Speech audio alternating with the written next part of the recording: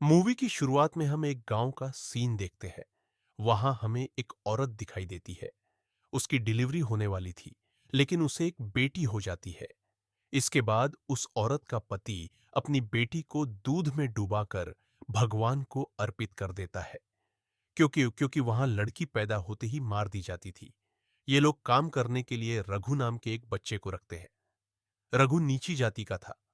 वहां बड़ा बेटा रामशरण से कहता है कि वो जल्दी से उसकी शादी करा दे, क्योंकि उसकी उम्र निकल रही है। रामश फिर गांव के ढेर सारे लोग एक घर में टीवी देखने जाते हैं। वो घर इनका सिनेमा हॉल था। वहां वो लोग अश्लील फिल्में देखते हैं। टीवी देखते हुए वहां के बूढ़े लोग रोने लगते हैं, क्योंकि आज तक भी उनकी शादी नहीं हुई थी। फिल ये सुनते ही पंडित अपने काम में लग जाता है। हम देखते हैं कि राकेश एक टीचर है। स्कूल में पप्पू नाम का दूसरा टीचर उससे कहता है कि उसकी शादी होने वाली है और उसे भी उसकी शादी में आना होगा। यह सुनकर राकेश को काफी जलन होती है और वो घुस लेकिन वो दुल्हन लड़की नहीं, बल्कि एक लड़का होता है। वहां लोग पैसों के लिए लड़के को लड़की बनाकर शादी करवा देते हैं और बाद में पैसे लेकर भाग जाते थे। और इसी तरह ये लोग भी भाग जाते हैं। एक दिन पंडित किसी काम की वजह से तो उसे किसी लड़की के गुनगुनाने की आवाज सुनाई देती है। पंडित जाकर देखता है तो वहां एक सुंदर सी लड़की होती है। पंडित को देखते ही वो लड़की अपने घर भाग जाती है। पंडित भी पीछा करते हुए उसके घर पहुंच जाता है। वह तो वो उसकी बेटी को भेड़ियों के जैसे नोच कर खा जाते। इसलिए वो गांव से दूर इस जंगल में रहता है। फिर पंडित उसे अपनी बेटी की शादी रामशरण के घर में करने के लिए कहता है। साथ ही वो उसे 1 लाख रुपए देने की भी बात कहता है। येसु वो अपनी बेटी की शादी राकेश से नहीं, बल्कि सूरज के साथ करेगा, क्योंकि सूरज देखने में एक संस्कारी लड़का लगता है। ये सुनकर रामशरण जाने लगता है, लेकिन रास्ते में वो सोचता है कि कलिकी की शादी सूरज से ही करने में भलाई है, क्योंकि सूरज उसकी और कलिकी की शादी अपने पांचों बेटों के साथ कर देता है। इसके बाद ये लोग कलकी को लेकर घर आते हैं। घर आकर राकेश बोलता है कि कलकी के साथ सुहाग रात सबसे पहले वो मनाएगा, क्योंकि वो पांचों में सबसे बड़ा भाई है। ये सुनकर रामशरण कहता है, तुम्हारी मां के गुजर जाने के बाद मैंने जिंदगी कैसे काटी, ये सिर्फ मैं ही जानता हूं। इसलिए कलकी के पास सबसे पहले मैं जाऊंगा। इसके बाद रामशरण कलकी के पास जाता है और उसके साथ सुहाग रात मनाता है। लेकिन अगली सुबह कलकी को मालूम, पांचों भाई कलकी को सिर्फ अपनी हवस मिटाने के लिए इस्तेमाल कर रहे थे। फिर जब सबसे छोटे बेटे सूरज की बारी आती है, तो वो कलकी के पास जाता है।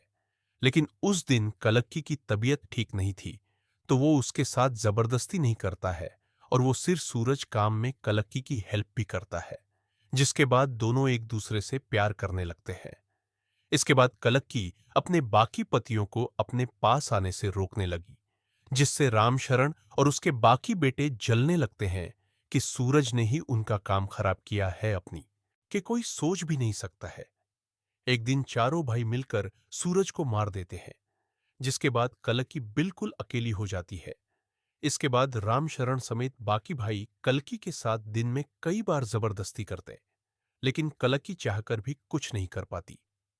फिर यहां रामशरण प्रताप को और 1 लाख रुपए देता है, क्योंकि वो भी बिना बताए कलक्की के साथ सो रहा था।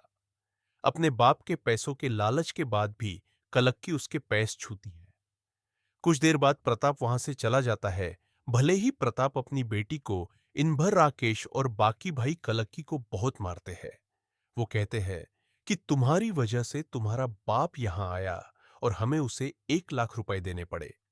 मार खाने के बाद कलक्की रघु से कहती है कि वो यहां से आजाद होने में उसकी हेल्प करे। अगले ही दी और फिर रघु को वही मार डालते हैं। इसके बाद वो कल्की को घर ले जाते हैं और उसे गाय वाले घर में बांध देते हैं। इधर जब रघु के घर वालों को यह मालूम होता है कि रामशरण और उसके बेटों ने ही रघु को मारा है, तो वो बदला लेने के लिए वहां आते हैं।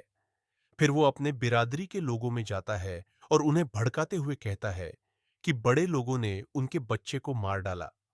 फिर ऐसे ही कुछ दिन बीत जाते हैं। कल्की प्रेग्नेंट हो जाती है। इसके बाद रामशरण वापस उसे अपने घर में रख लेता है। ले तो वो अफवाह फैला देता है कि बच्चे का बाप रघु का भाई है, क्योंकि वो कल्कि को अपने पास रखना चाहता था। इसके बाद ये लोग कल्कि को लेने के लिए रामशरण के घर में जाते हैं, लेकिन गुस्से में आकर रामशरण और उसके बेटे उन पर फायरिंग करने राकेश और बाकी के भाई उनका पीछा करने लगते हैं। पीछा करते हुए वह उनके गांव में पहुंच जाते हैं। तभी रघु का चाचा अपने सारे लोगों को लेकर उन पर हमला कर देता है और सबको मार देता है।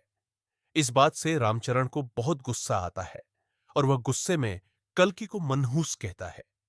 फिर वो जैसे ही कल्कि को जलाने वाला होता है, तभी उनका नया नौकर चाकू लेकर रामशरण को मार देता है। वहीं गांव के बाकी लोग भी एक दूसरे के साथ लड़ते हुए मारे जाते हैं। फिर कुछ दिनों बाद कल्कि को एक बेटी होती है, लेकिन कल्कि दुखी होने के बजाय बहुत खुश होती है। इस मूवी में इंसानों की हैवानियत को दिखाया गया है, जो बेटी होने पर उन्हें मार देते हैं, लेकिन बिस्तर में हर एक इंसान को लड़की की आवश्यकता होती है और इसी पॉइंट पर यह मूवी खत्म हो जाती है।